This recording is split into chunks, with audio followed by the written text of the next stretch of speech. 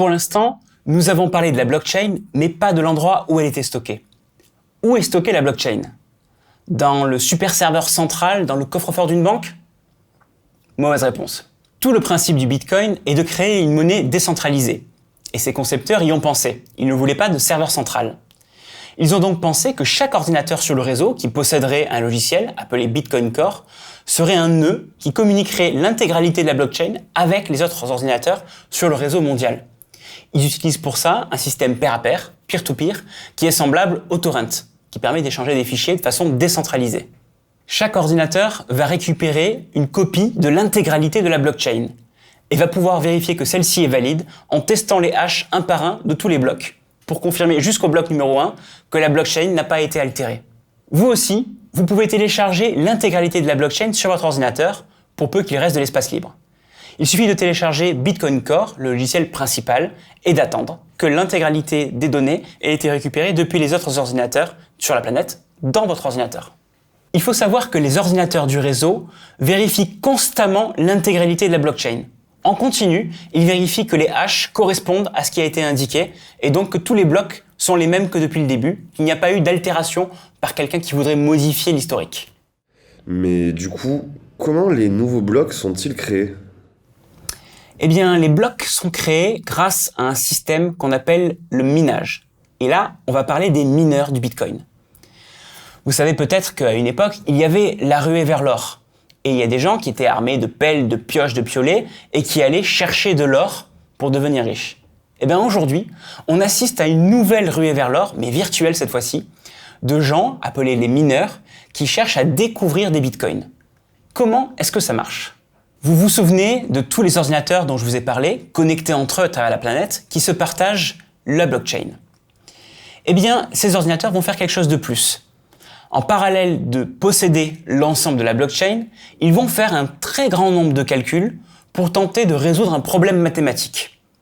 En réalité, ils vont essayer de découvrir quel est le contenu qui, haché, correspond à une suite de nombres qui démarre par un certain nombre de zéros.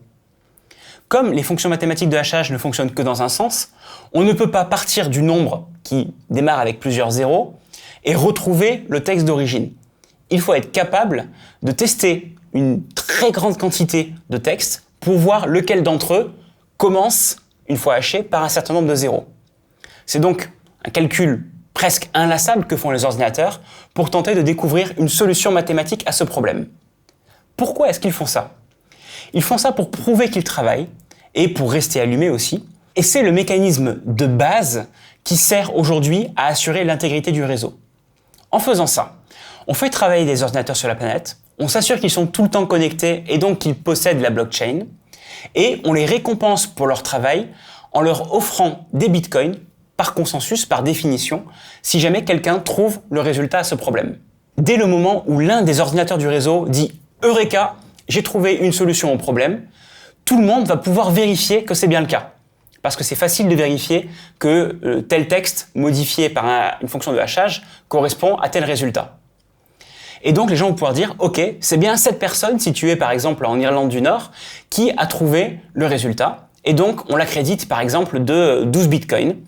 Et on continue à nouveau à chercher une solution au problème pour créer le prochain bloc. Soyons clairs, ce que les ordinateurs essaient de résoudre, c'est un problème mathématique théorique. Une fois qu'ils ont trouvé la solution, en réalité ça ne sert à rien dans l'absolu. On la jette et on passe à la suite.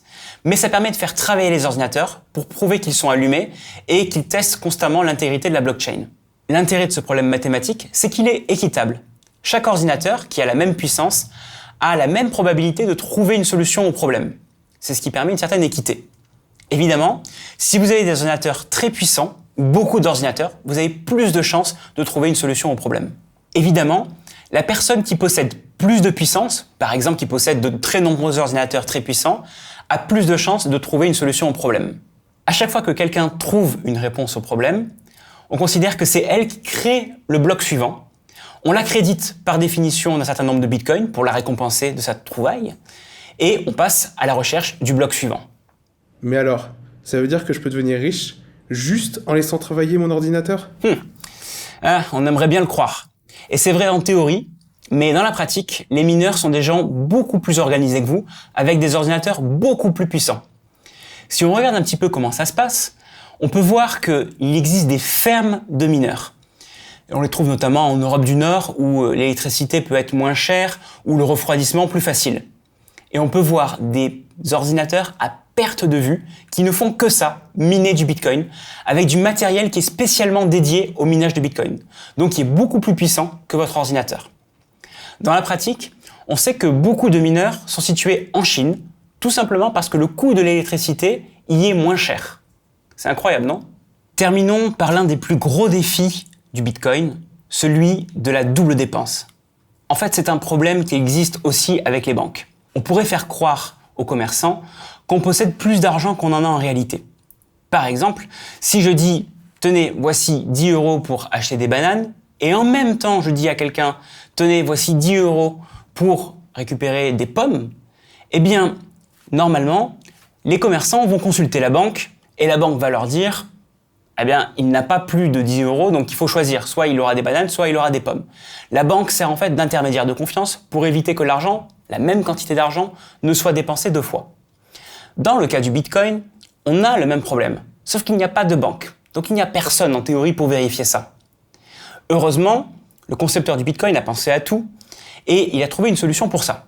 Qu'est-ce qui se passe? Dans la pratique, vous pouvez tout à fait dépenser deux fois la même quantité d'argent. Si, strictement en même temps, vous dites, voilà, je prends un Bitcoin pour acheter ça et à une autre personne, vous dites, j'ai un Bitcoin, je le dépense pour acheter ça. Ça sera écrit dans le livre de compte. Seulement, à un moment donné, les choses ne vont pas fonctionner dans le livre de compte que tout le monde va consulter. Et on verra que vous n'aviez pas l'argent. Et donc, il faudra sélectionner laquelle des deux versions on prend. Le réseau va décider, généralement la première version, et va dire, OK, cette personne a dépensé des bitcoins là-dedans, mais pas là-dedans, et elle va rejeter la dépense que vous avez essayé de faire. C'est comme ça, pour vous l'expliquer sans trop rentrer dans le détail, que ça fonctionne. Et dans la pratique, on vérifie qu'une transaction est sûre, qu'elle est solide, une fois qu'elle a été confirmée, parce que plusieurs blocs ont été effectués, plusieurs blocs ont été générés. On dit en général qu'il faut attendre 6 blocs supplémentaires, 6 confirmations, pour s'assurer qu'une personne qui vient de dépenser de l'argent l'a bien fait en toute bonne foi et qu'elle n'a pas pu la dépenser deux fois. Maintenant qu'on sait comment est stockée la blockchain, intéressons-nous au fonctionnement des paiements. Comment ça fonctionne quand je veux payer quelqu'un en Bitcoin? On va découvrir ça dans le prochain chapitre.